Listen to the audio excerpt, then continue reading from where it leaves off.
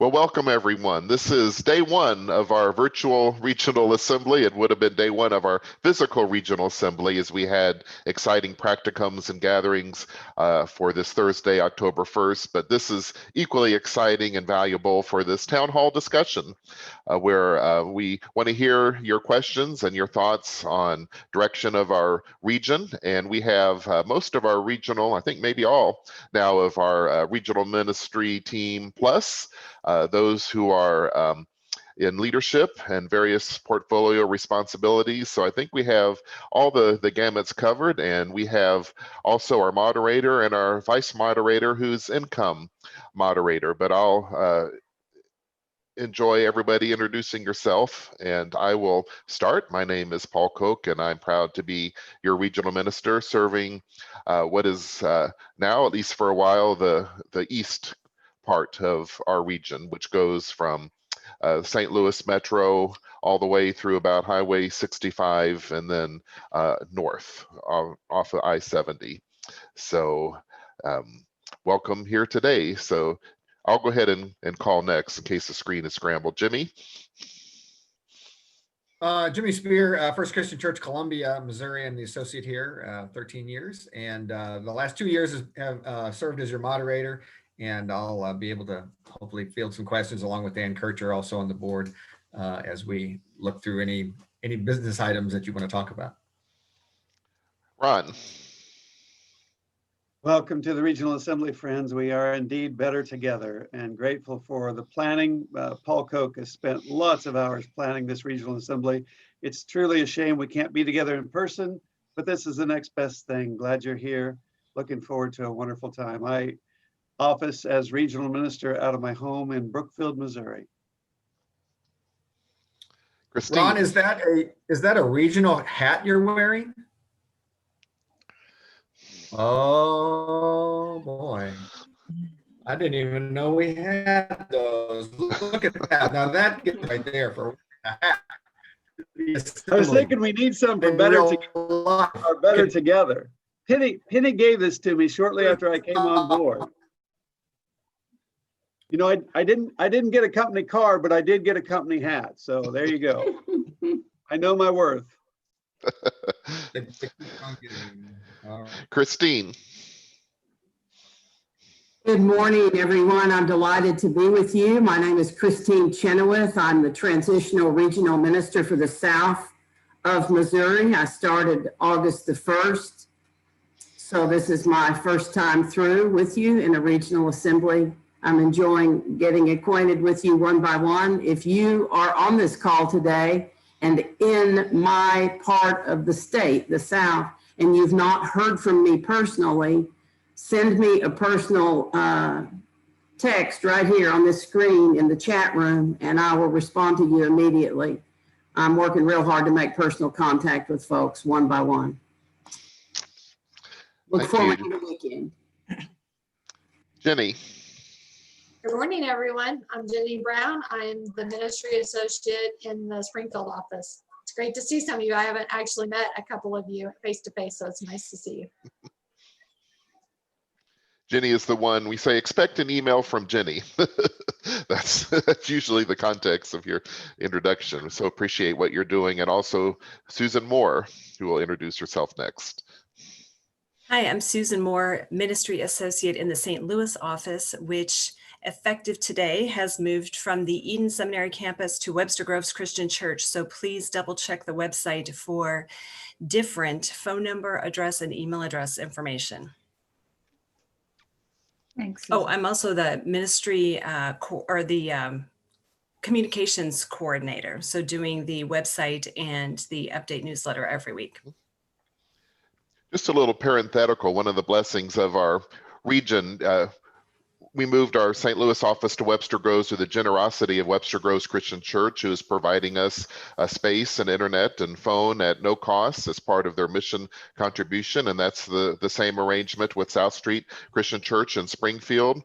Looks like where Jenny is now, newly refurbished, and such wonderful gifts. And I say how thankful as I was introduced, the other regions were saying how much do they pay for rent, or even in churches or lease or purchases of buildings. we're talking 17,000, 35,000 is overhead expenses on most of the other regions.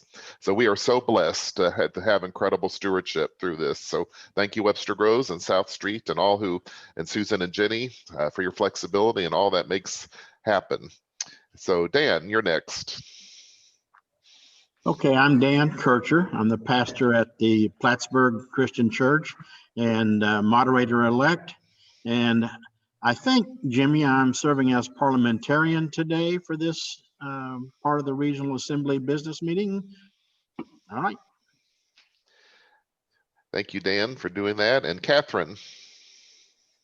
Good morning, I'm Catherine Kinnaman. I'm the coordinator for the Regional Commission on Ministry. Glad to be here and very glad to be a part of the regional staff. Thanks. Well, welcome to everyone. And I know some of you who have joined us today are on boards and committees and commissions, and we're thankful for your work as well. And we're just going to have an open discussion forum, no prompts or questions. And the person who will be asking, questions of the future and all that is Dan Kircher and our brand new vision team. If you so ask, Dan will explain more about that. But contributions from the whole region on what our next 5 years might be in our time after transition. Of course, we're always in transition. I think that's God's will to continue to look and to move forward.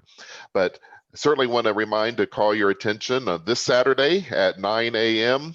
is our regional assembly, and it is a highly produced presentation. We are so gifted by the talents of Seth Rash, who is associate minister at First Christian Church in Troy. And I haven't seen it. I chose to wait. I want to be wowed for the actual presentation. But we did have previewers, and I think it's gotten rave reviews.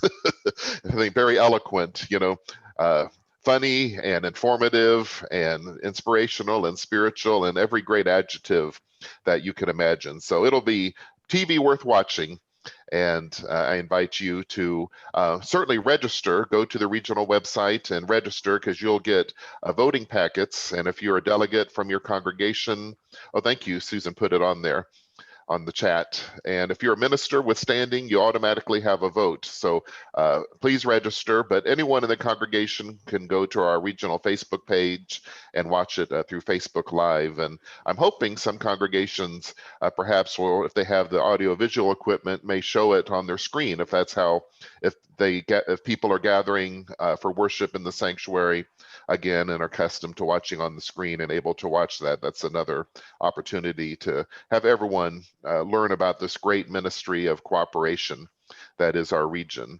So I said I wouldn't have prompts, but I may begin with you, Jimmy, just to talk about the business items that we know that typically during the business sessions, there's conversation and discussion, and we are using this opportunity to take advantage of that. So go ahead, Jimmy. Sure, thanks.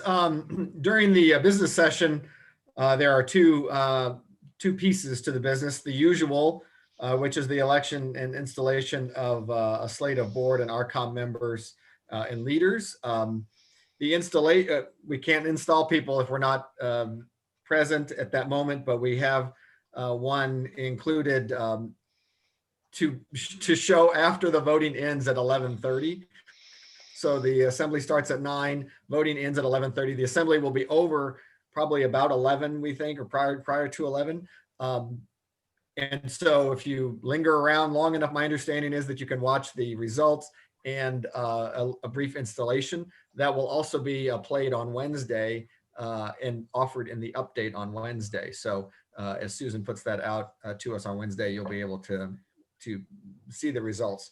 And so the one piece is the election and installation.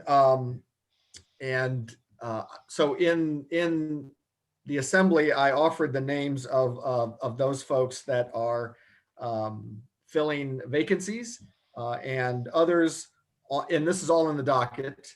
And Susan, did you put the docket somewhere? Can we look at that now?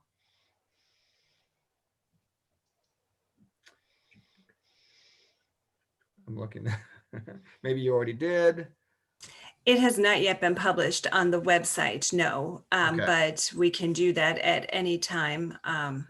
would there be a way that you could pull up the nomination page? Sure.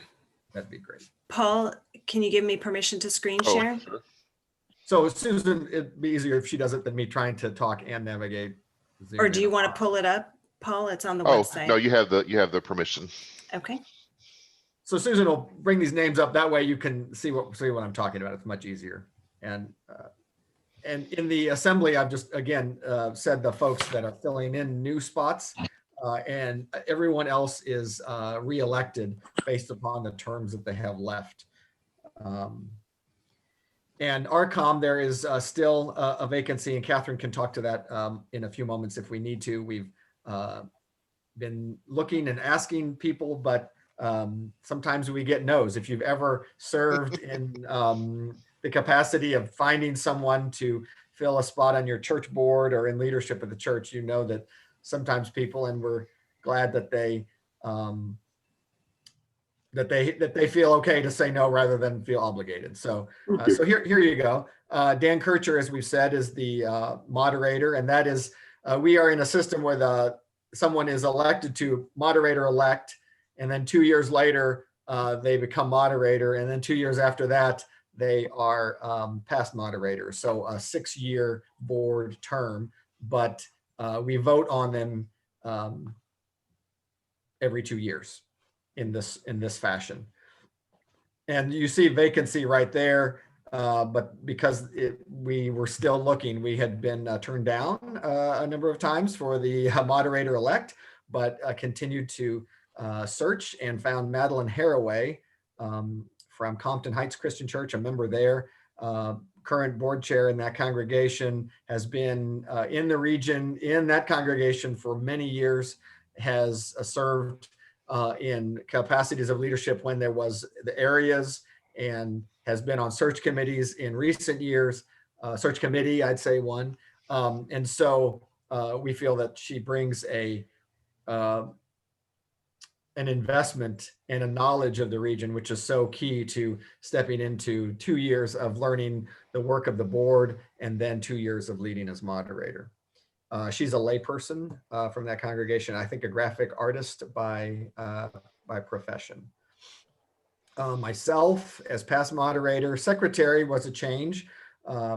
Rick Rollins from Camdenton decided to not be reelected. And so Nancy Baus, a layperson from First Christian Church in Sedalia, agreed to be secretary. That came on a good recommendation from Chad McMullen, the pastor at First Christian in Sedalia, and good conversation with Nancy. Nancy works for the state fair and does a lot of for the boards connected to the state fair in Sedalia, and so has experience in this type of role.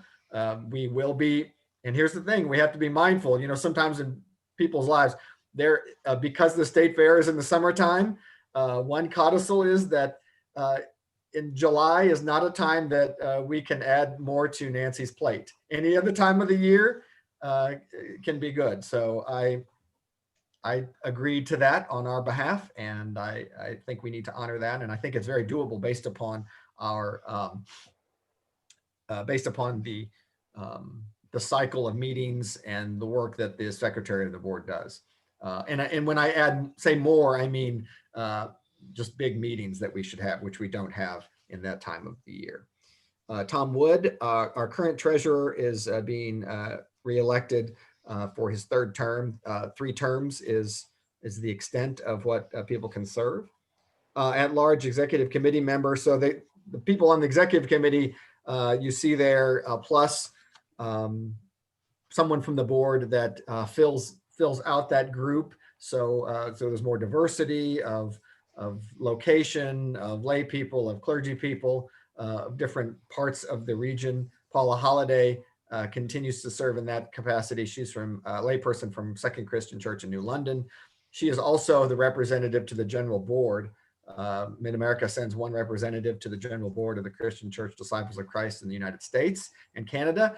And Paula has been that person, always brings back a thorough report from those proceedings and represents us well. In the director section, so this is the class of 2024, so a 4-year No, this is, yes. I have to think what year we're in. Sorry, that's the only moment that I froze up. A 4-year commitment. Hannah Ryan is the new person that we're voting on there, filling in a vacancy. Hannah is a clergy person from Olivet Christian Church in Columbia. Paula Holliday, Brian Kirk, Phil Snyder, and Catherine Wilson have agreed to another term.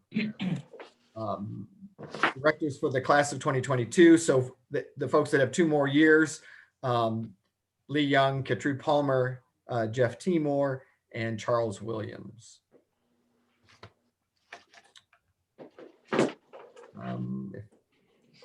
If you could move that down a little bit, Susan, give us a little, Eric, thank you. Regional Commission on the Order of Ministry. You'll note that in the, now there, Catherine can perhaps talk to this a little bit more.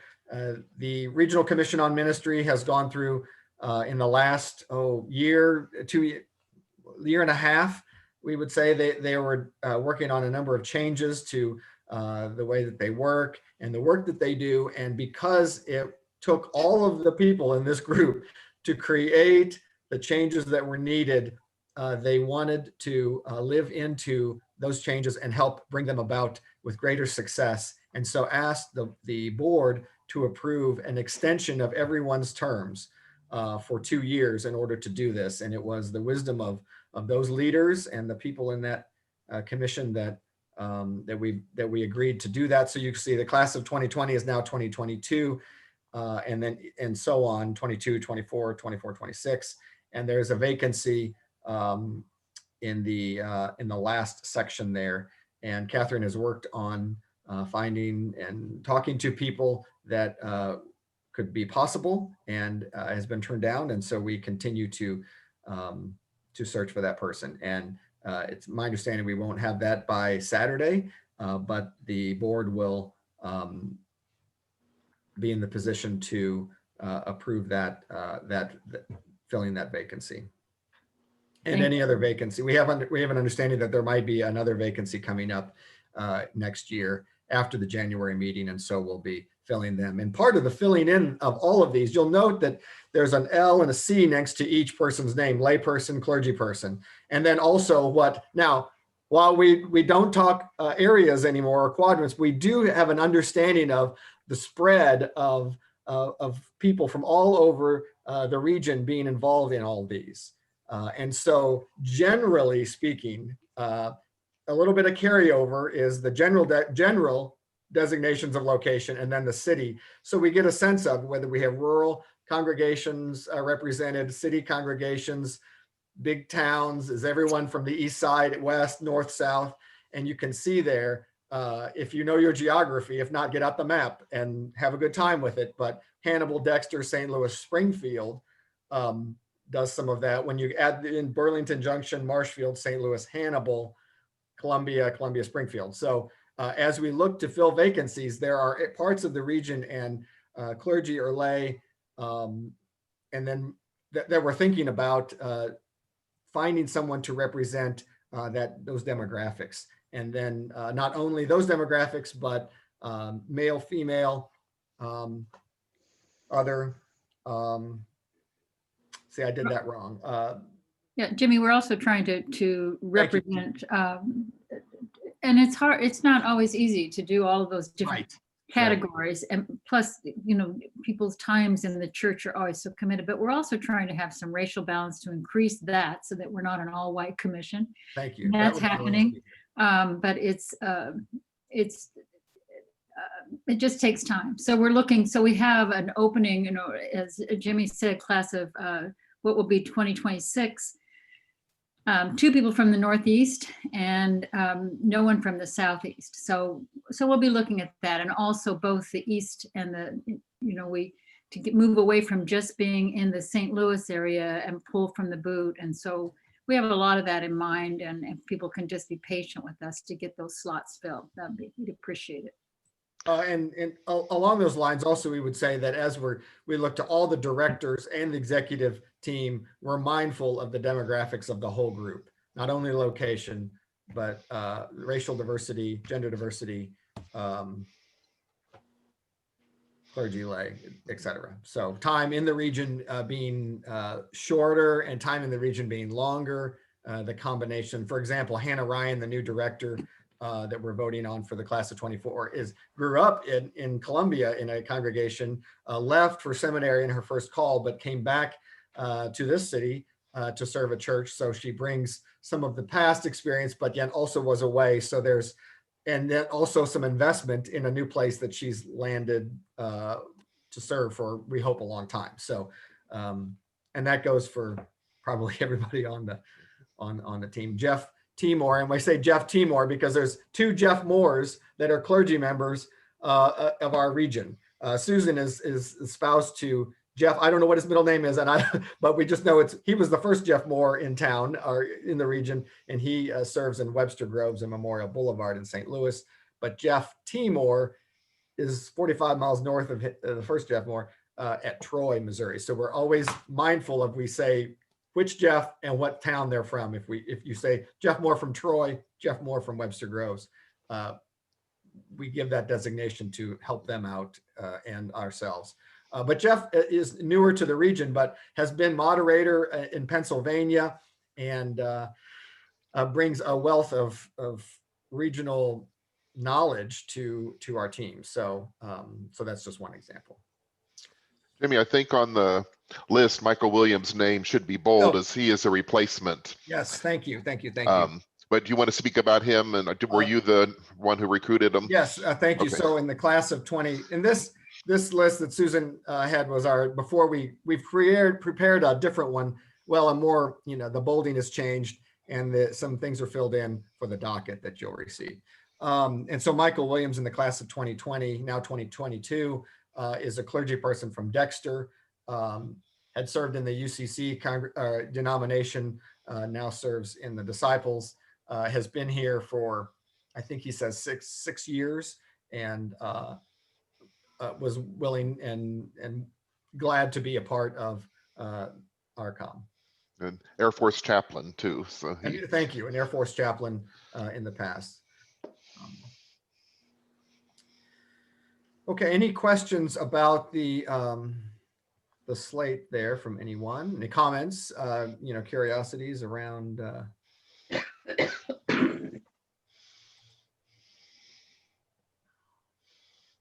I would say, I don't know what well, we're only 5 years in, right? So we're still learning the patterns of things. I don't know what the pattern is. And the bylaws tell us how many terms people can serve. I don't think it's something that everyone starts their first term and knows they're going to serve all 3. It kind of depends on if people stay in the region for, if there's 6 more years of their time in the region, if they're able to, family-wise, personal, all those things play a role. When people do offer their time and they've shown up to all the meetings and are present and have brought leadership from the different areas, we try and honor that by inquiring and we ask them each privately, do you want to continue in this role? So Jimmy, we had a chat question about voting, how voting is going to take place. Maybe between you and Seth, we can answer that to assure everybody, if you're watching, you will be able to vote and how that will take place and the times for the vote. But I want to say we consulted with our legal counsel and the state as we are an official nonprofit corporation on how to conduct voting in a virtual assembly to make sure we are following our own bylaws plus what the state says, and we are in compliance. We had several conversations on how we're doing voting, but Seth or Jimmy, why don't you speak to the rubrics on how we know our vote will be cast? We know all these crazy unsolicited ballots. We want to make sure everybody is confident. So part of the question that as I'm looking now, if you have a funeral on Saturday, if you're watching the assembly on the device that you would also be looking up your email on, and you want to keep watching the assembly, now Seth will correct me on this because he is really the keeper of all the technical parts. You can pause and go to the restroom. You can keep it paused and pull up your ballot, this type of thing. You can also, I believe it will be there a few minutes before. Susan and Seth, you can answer that question, that you can have it pulled up, because you'll be looking at your docket that way, and you can have it pulled up, side screen, print it out, however you want. And then, so that there is that option. Also, we have until 11:30 to cast your vote after. So that gives you 30 minutes after the assembly is over. Seth, did I add more to that, please? Yeah, you covered it pretty well. I'm not entirely sure you'll be able to pause because it's acting as a live event. However, This is yeah. how much I do and don't know, because I don't need Right. to know that, but Seth does. Thank you. Yeah. So, but you can. The video will be there on the Facebook page in perpetuity. Is also we're going to post it onto the Mid-America website, and so you'll be able to view it there as well anytime following. We're setting it up as a premiere on Facebook for those of you that might be familiar with this, with doing worship services on there. But and I see another question. So nothing about this. It's not live. No, we decided for technical reasons and for reasons that we've got people in a lot of different places to go ahead and pre-record, and we felt like we could put a better quality thing out there. The comments will be live, so as people are watching, as you're watching, you'll be able to comment on it. And this also, because it's pre-recorded, frees up Jimmy and Paul and Christine and Ron to respond live to those comments, as opposed to having to be in front of the camera. Yeah. As you can imagine, every region in our denomination is having virtual regional assembly. There is no in-person gathering. In fact, even our 2021 General Assembly that was set to be in Louisville has been canceled. They're not even saying a video alternative. They're just going to extend the terms and see what type of other gatherings might take place to address ministry issues. But in fact, there are 3 regional assemblies on Saturday, but one was in the spring. The Oregon, Southwest Idaho region, they found out they had 4 weeks to pull together a virtual assembly because their physical one, they decided in March shouldn't happen, and it was first week of April. So they went through it, it's trial by fire, and then the regional minister, Kathy Myers-Wirt, did a webinar and suggested best practices.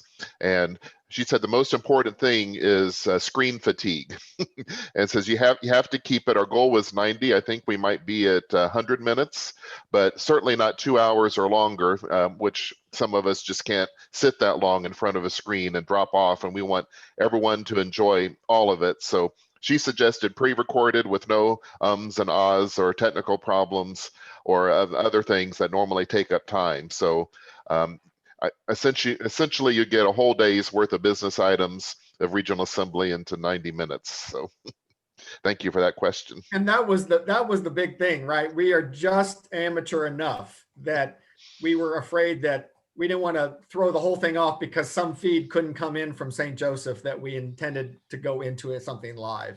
And so the final product, just promise me, everyone, raise your right hand. I state your name. I state your name. Are we promising? No, we'll Aye. turn it on. And don't repeat the rest of this, but silently to yourself. We'll turn it on at 9 o'clock. And in my mind and heart, know that it is as live as I am and you are. And with that spirit, it's the spirit of being live. And if you've in these months tried to do live worship or recorded worship, and we talked earlier how many times we had to re-record things to make them right. Not that we're going for perfect here, because this thing is not right. No, it's not. Mm-hmm. There's way too many of us involved.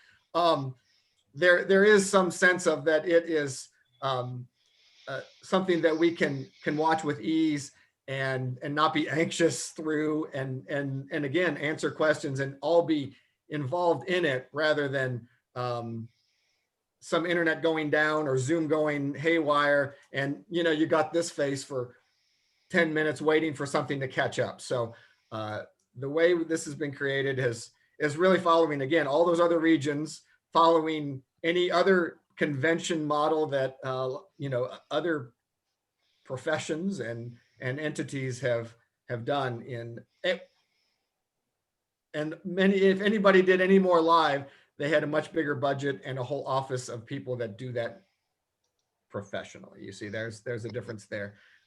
Seth has taken this on and created something that I think we are all going to be proud of. So, and we're glad to hear your opinions after the fact too. I mean, Yeah, because that's how we'll form the next whatever it is we need to do if we do it in this way. Yeah, and Jimmy, if you let me jump in for a second, as someone who has now watched the Regional Assembly twice, since it is pre-recorded, I was able to do that. It does have a nice pace to it. It has, all these different ministry reports, all the business, all of that. You're not just staring at one person talking for an extended period of time. And so it does have a nice pace to it. It flows well. We've put some music in there. So I do think it will be an enjoyable viewing experience. And then the community aspect that can really occur in the live comments for everybody, and everybody can, see who's on, and you can say, hey, to your friend from Macon or wherever. So yeah, it should be good. And we're taking advantage of the new medium too to do things we couldn't do in person. For instance, all of our new clergy and clergy serving in new settings will be bringing greetings from their setting. And so I did see that part, and that was just so much fun. It just burst my buttons with so much pride of our congregations and talented people who have heard God's call in a new place. And last thing about that says we do encourage conversation or questions on the reports, and the emails will be superimposed on the screen, or you can certainly find them on our regional website, and each person knows that they can expect or welcome questions emailed directly to them, and you'll get a response on anything you hear on the reports or anything about the assembly. Let's see, we had so Susan will, yeah, thank you. Tell us exactly what time the ballot will go live. Seth and Susan, could you, if you haven't already, polls will be open. There is a question about commenting if you don't have a Facebook account. Can someone answer that? Yeah, I was typing a response to that. Stephen, you asked if you can comment on without a Facebook account. Unfortunately, no. Facebook requires an account in order to interact with anything on Facebook. So you'll be able to watch it. You can watch it. You can watch it.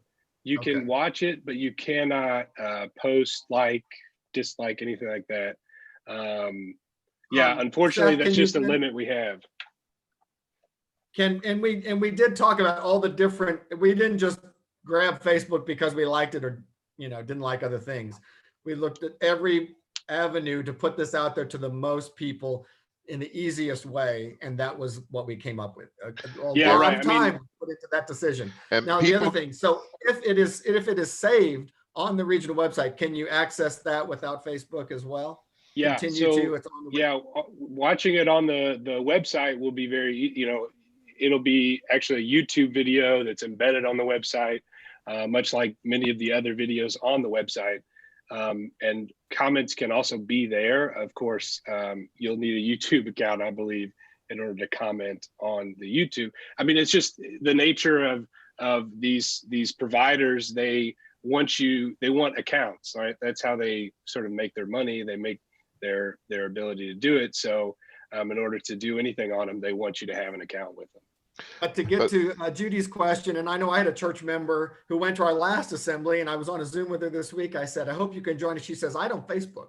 And I said, it's okay. So what I've done is I've just cut and pasted for my own benefit what in the chat here, which is available elsewhere, that link that Susan gave us, and I'm going to put that in an email to her. So again, you have to be online or find somebody that is and social distance somehow and make that happen. But you can watch it that day without having an account, and you can watch it later on off the regional website. Plus, people, you can email me during the assembly, and if you have a important point, I'll be happy to copy it and put it in the chat on Facebook for you, or email any of our regional ministry team plus. We'll try to accommodate you as best as we can. Okay, back to Susan then. What time the ballot, for those that want to know if they can get it ahead of time, and the docket too, if you just tell us that piece, or they'll get it in an email if you registered, and if not registered, when is it available? Go ahead, Susan. Yes, all registered voters will get an email, and we can send that out at 8:55. It'll have a link to the Google form, which is the ballot. And so there are just very few questions on it.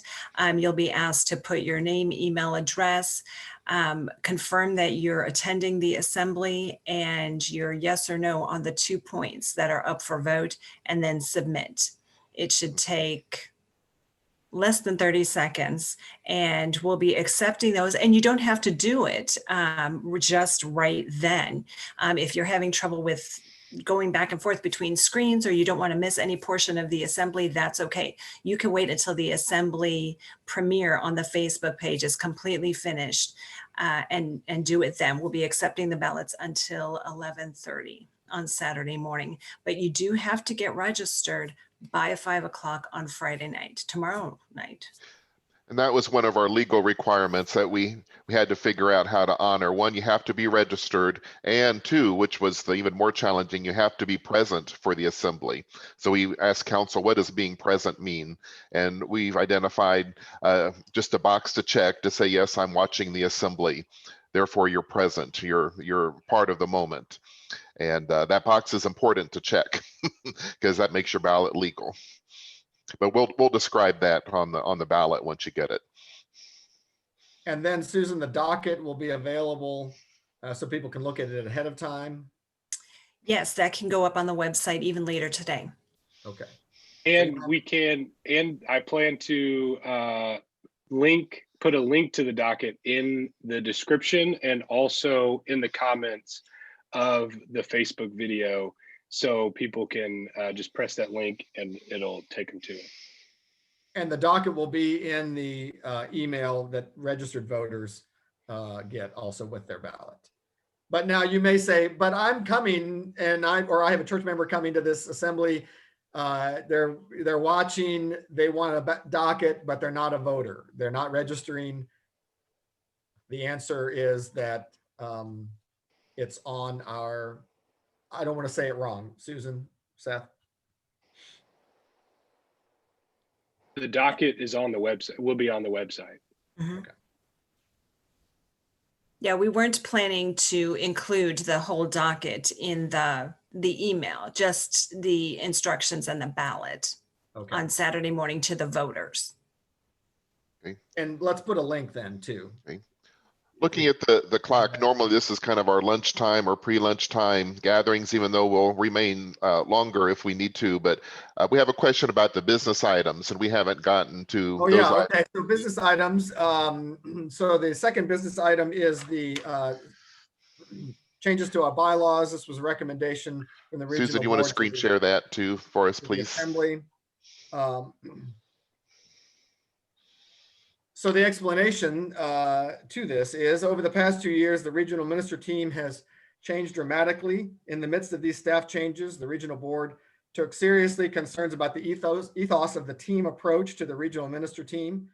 In an effort to avoid an unhealthy hierarchy or the impression of, the board has eliminated the position of regional minister team leader. Regional ministers will share leadership of the team. All regional ministers will be a part of the executive committee without a vote. And so as we read through these, you'll see how those changes come out. It's also become clear that in order for the personnel committee to function more effectively, it will need leadership of more than a possible two-year term, which had been the past moderator's role to lead. A board member will be named chair by the board and have a 4-year term to give the needed leadership to that important task of the board. The immediate past moderator will bring institutional knowledge to that process and be a part of the personnel committee. And so, and remember also that we are in the first 5 years of this regional structure. And so as we have lived into that, and as we are different now than we were 5 years ago in who is serving on the regional ministry team, where they live, where they office, their portfolios have changed. All those things were taken into account. So the first one, Article 3, Section 1, and I'll paraphrase the change there. The RMT leader changed from voting to non-voting member of the board. So in other words, all RMT will be non-voting ex officio members of the board and the executive committee. Before, it had just been the team leader. And so now all of them will be a part of that. Section B there, Article 6, Section 1, Part D. So that has to do with the past moderator and the personnel committee. Our current past moderator was unable to be present in the last 2 years. And as a result, the personnel committee did not exist at a time where it was needed. It was needed very much. And so we were able to pull one together and deal with some staff issues that we had last year. As a result, we've realized that after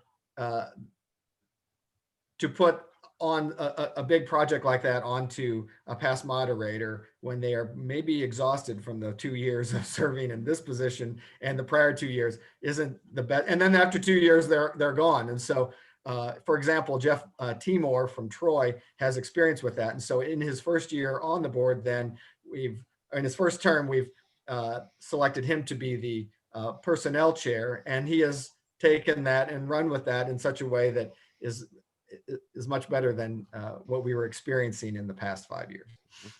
Jimmy, David Okay. Woodard has a question maybe before you move on. Go ahead. Go ahead and unmute David and ask your question. Go ahead. Hey there. Yeah, just a clarifying question about the regional minister team lead. It was, I was under the impression that the original discussion of that came from the office of the general minister and president. Is that we have a team leader, that there would be one regional minister that served as the team lead? Is that not correct? Or was that something that we kind of created ourselves? I was never under that impression. I never heard that. I think that the connection of our region to the general church and a regional minister serving on the College of Regional Ministers. So in the group of people that all the regional ministers, they function together to share, to resource. Those are the individuals who help resource us when we're looking for a regional minister or a regional minister team member. And so the concern is that there would be one person that would be the relational person to that. And so we do have a regional minister functioning with the the College of Regional Ministers on the national level. And currently that's Paul. And so we've, that is selected also by the group, by the regional minister team. But we do have a president of the corporation. So, if the buck needs a stop, that person is Ron. Ron, would you like to talk about that function as what president of the corporation means? Yeah, it's really just a legal position for signing legal documents and those kind of things. Since we moved from, since we moved from 4 down to 3 regional ministers, in the past, it has been one person that has been both the president and the team leader and the larger church representative. And since we moved from 4 to 3, we couldn't dump all of that, as it were, onto one person. And so we kind of divided up those responsibilities in a way that makes it more manageable for all of us. And what we're doing here with our changes is giving flexibility on an annual basis to change how those responsibilities are divvied up. For example, Christine Chenoweth is transitional. When we fill that position or any other positions, there may be someone on the regional ministry team with gifts in one of these many areas, and to have some ease as to put those people in certain positions would be helpful. Let's just honestly, look at that. If one of the team, if it's a team of 2, 3, 4 people, is the president of the corporation, the team leader, and also the one that connects us to is the face of Mid-America to the denomination. Now, what do the other 2 or 3 people, what could be assumed? What kind of hierarchy is assumed in that? It's, that puts the team in a weird spot before they even meet. And if any personalities are present that don't allow for full sharedness, we set ourselves up for something that is not healthy. And that's the honesty of that moment right there. And so we realized that last year and needed to see how is it that we are set up, and what can we do what can we do as a board, as a region, to make our 2, 3, 4, 10 regional ministers be able to function together as a team, as an equal team, connecting us to the denomination, making sure all our papers and checks are signed, and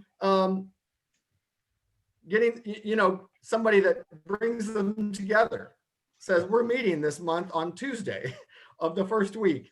Who's bringing what, and what are your needs, and where are we meeting, and this type of thing. So, and because we have a completely different group of people than we started out with 5 years ago, we're able to do that without completely changing someone's trajectory or plans. When we had 4 area ministers become the 4 regional RMT, they brought with that automatically structure, and that worked for a while, but then it also we found that it could be changed to better facilitate the work that they do together on our behalf. So I hope that helps to, but it was not the denomination. They just want to talk to one person. That's what the College of Ministers, they don't want to talk to all 3. It becomes too much if every region has 3 or more than one regional minister. That's too many people in the conversation from each region. So as long as there's consistency with the person representing us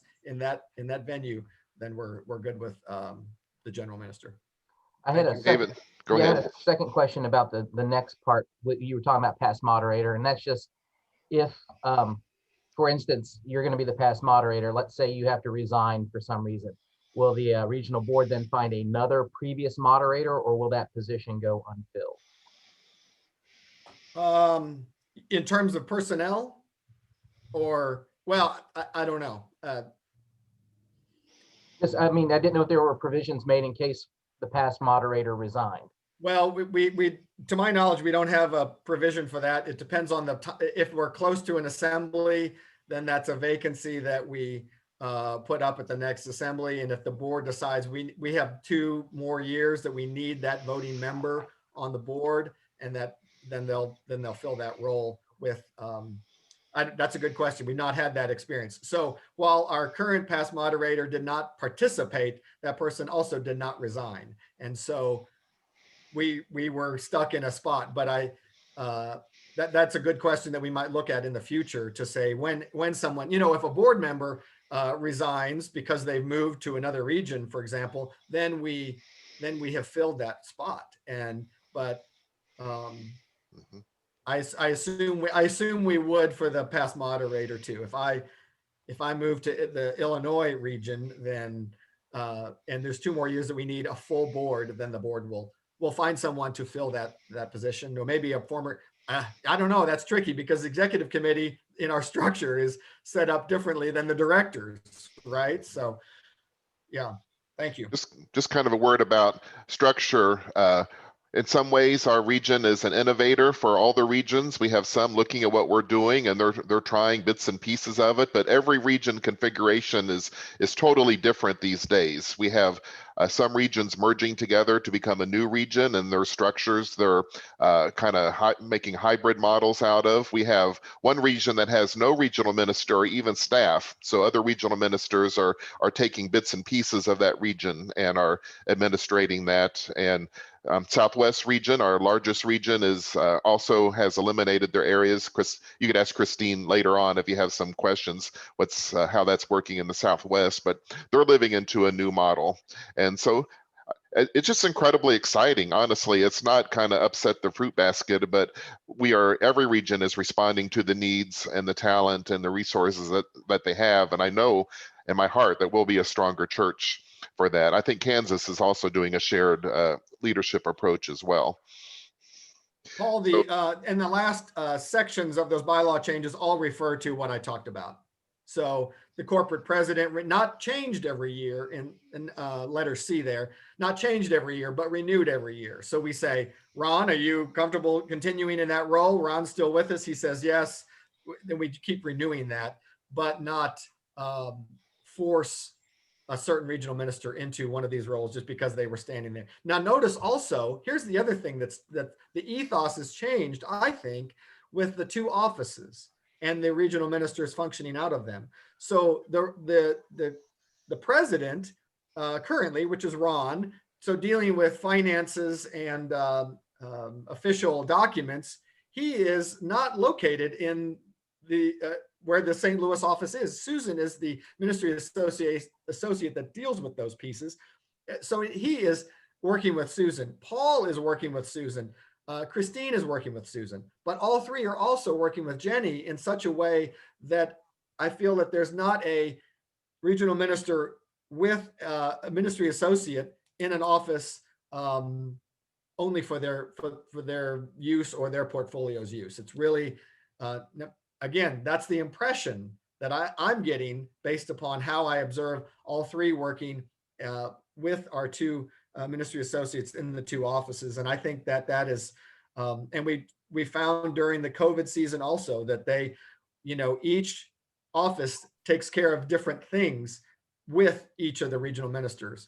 And each one will show up in one of those physical offices or in that physical town and be, I think, at home working as if that is their office. So I think that's any other things about the bylaw changes. So again, just some language changed there about team leader and regional minister team, and then the role of the past moderator. David has another question. Yeah, David, go ahead. No question, just making a comment on the chat. Oh, yeah. Oh, I agree. Thank you. So Yeah, let me tag on to that if I could. Part of what's going on here is a greater fluidity.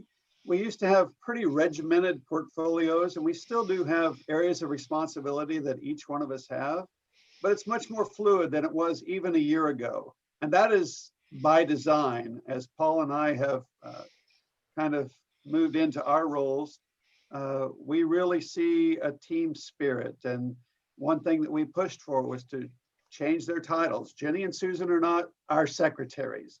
They truly are ministry associates, and their work is as important, if not more, than the work that Paul and Christine and I do. And so we're really trying to build a fluid team that has a lot of different gifts and talents so that we can get the job done. Grateful for each one serving in this capacity. we have a few more minutes before the hour. I know some may have to go, but is there anything just generally about the region you wish to discuss? I think we'll have more opportunity perhaps tonight if you're able to join us to have open conversations, but most of us are here. So what's on your heart and mind?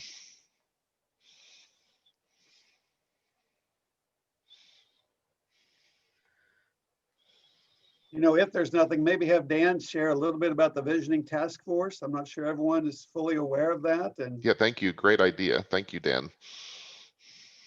Yeah, well, thank you for the opportunity to do that. We a task force.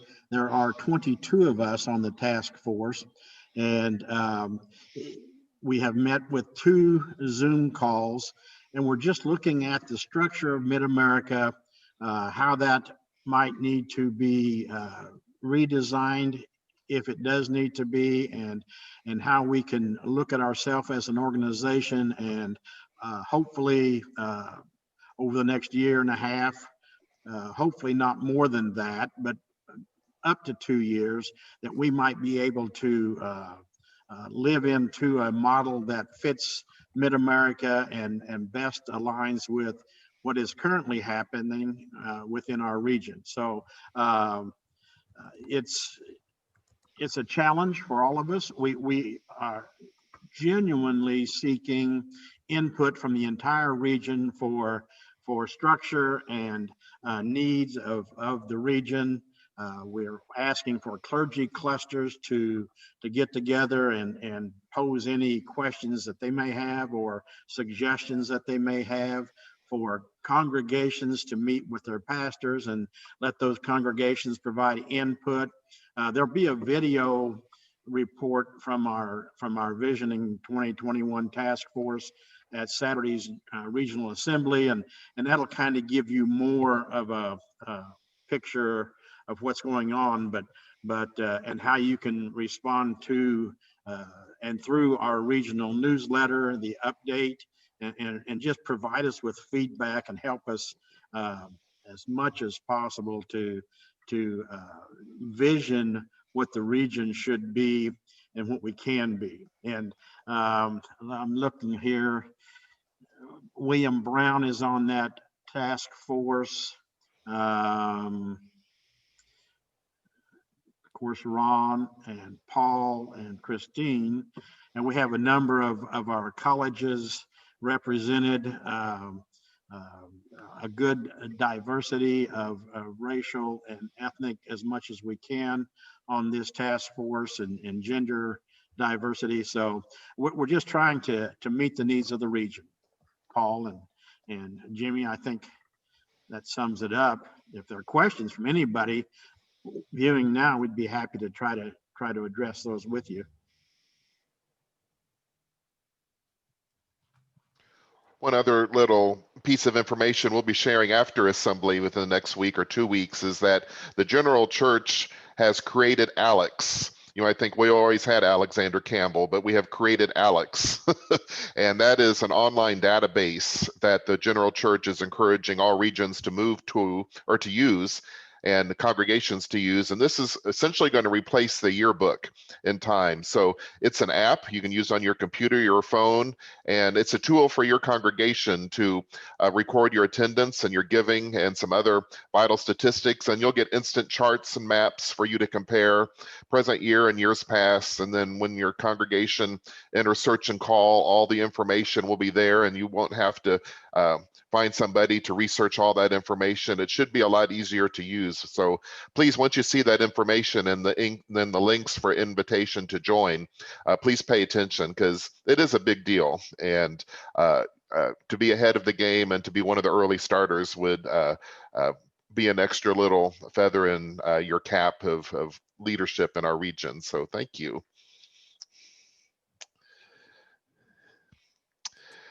Do I see any other in our hands or parting words? We are straight up at noon. The the last thing about a regional assembly that I tried to encapsulate it just a little bit in my words to you on Saturday, but here's the deal. If you've been in the region more than 10 minutes, you probably know someone from across the way across, right? From years ago or last year or whenever. And that's what we're missing, but we're getting a little bit of it right now. And we just have to remember those pieces. Chad's on his iPhone. Chad and I served a church in Tulsa a lifetime ago, back when his grown children weren't even all here yet. Anyway, so assembly is when we can say, "Oh my gosh, Chad, you look just like you did 20 years ago, and good to see you." And then that's the only time I get to run into Judy Linville, and she and Norm. I mean, I knew them in high school when we all did elementary camp at Orchard Crest. It's those little moments that we'll see those people. David Woodard and I spent about 10 minutes at LTS. He was on his way out and I was on my way in. And it's those occasions. And then seeing Susan and Jenny's face, because we've only ever emailed with them. And so it's those pieces of assembly and the folks that have retired that are continuing to show up to support what's going on in the region because it's their family, right? And so we've got to remember that that is a piece that we're also trying to keep a hold of Saturday in all the things that we're watching. And so I encourage you to remember that, those people and those places and those churches that, when you see the pictures of the churches that new people to our region are serving, you're gonna say, wow, I didn't know what that church looked like. There it is. Now I see it. And now I think you're just gonna feel good about it. And that is how we will be able to say we are better together now, especially now, and as we do anything we do in the coming years, because we can't do it by ourselves. There you go. So Amen. Thank all you, right. Jimmy. And Ron, can I call upon you to close this in prayer? Absolutely. Thank you all for joining today. There's also a great video of Larry and Debbie Colvin and their work as part of the Regional Assembly. And you feel like you're just right there with them. They just You kind of do. give a tour of where they live. So it's really well done. There's a lot of great pieces. Don't miss the very opening. The opening is the best part. So be sure you're on at 9 o'clock. Let's bump up the ballot getting there at like 10 till instead of 5 till. So people are not anxious in that time. Is that okay, Susan? I feel like we need that 10 minutes to shift if we're not good with that. All right. Thank you. Thanks. All right, Ron. Great. Gracious and loving God, you are so good to us, ever present. A present help in times of trouble, and we're in trouble, O Lord, on so many fronts. And yet you give us the gift of one another. You give us the gift of your church. You give us the gift of yourself. And so we pray for your anointing to be upon this regional assembly, upon all of our ministers and congregations, that your word of hope, your gospel of grace, would continue to go forth from the Mid-America region of the Christian Church Disciples of Christ. Thank you for all of the leaders and all of the members that help make it better together. We place our trust in you, O God, our Savior. In the beautiful name of Jesus, we pray. Amen. Amen. Thank you all. God bless you. Thank you all. You're all welcome to see us at 7 tonight too, if you wish. So Bye, everyone. Thanks. goodbye. Paul. Thank you.